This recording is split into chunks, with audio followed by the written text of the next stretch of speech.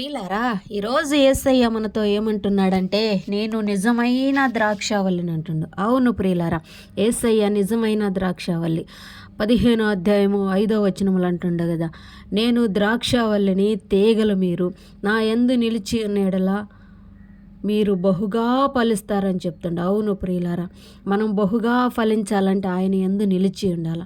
నాకు వేరుగా ఉండి మీరేమి చేయలేరు అంటుండే. అవును ప్రియులారా, ఆయనకి వేరుగా ఉండి మనం ఏమి చేయలేము. ఈ లోకములో మనం ఫలించాలంటే, ఈ లోకములో మనం అభివృద్ధి పొందాలంటే ఆయనలో మనం అంటుకట్టబడాలి. యేసయ్యలో ఎప్పుడైతే మనం అంటుకట్టబడతామో బహుగా ఫలించడానికి మనము ఏరుతన్నాలు ప్రియులారా, మనం ఏరుతన్ని జీవిస్తే కానీ మనం బహుగా ఫలించు. విశ్వాసంలో ఏర్పడి ఉండాలి. మన విశ్వాసం అనేది ద్రాక్ష వల్లలాగా అంటు కట్టుకొని ఉండాలి. ఆయనలో మనము పెనవేసుకొని పోవాలి. అప్పుడే మనం బహుగా ఫలించడానికి అనుమతించబడతాం.